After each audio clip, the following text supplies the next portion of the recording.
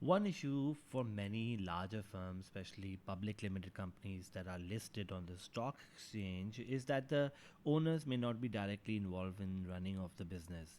This gives rise to something called the principal agent problem, which means that in a public limited company, the shareholders will delegate the day to day decisions concerning, let's say, the operations of the firm to managers who act on their behalf.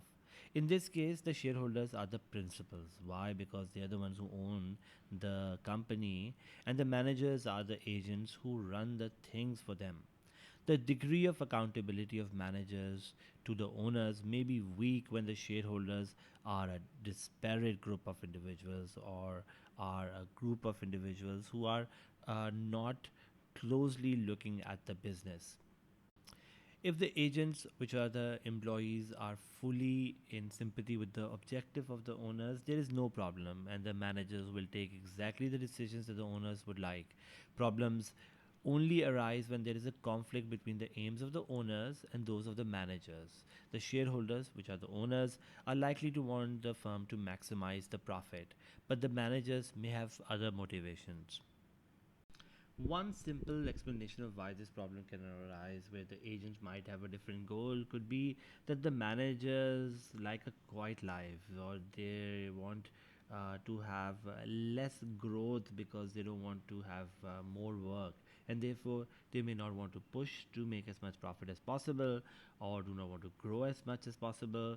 They just want enough profitability to make sure that shareholders do not bother them or shareholders are off their backs.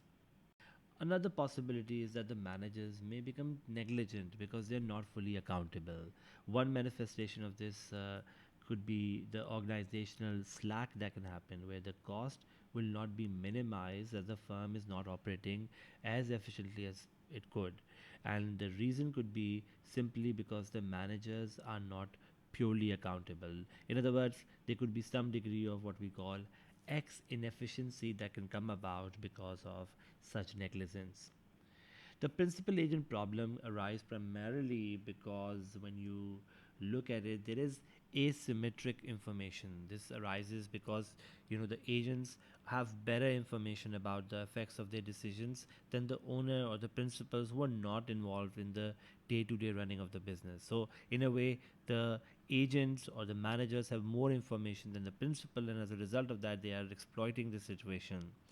In order to overcome this, the owner needs to overcome the information problem by improving the monitoring of the managers actions better, or to provide the managers with an incentive to take decisions that are more in line with what the owner's objectives are.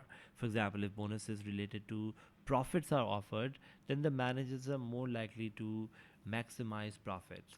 Now, in the last sort of video, when we were looking at various different objectives, we saw that there were situations like satisfying profit, where we saw that managers were trying to produce satisfactory profit rather than maximum profit in order to sort of justify other stakeholders' interests as well.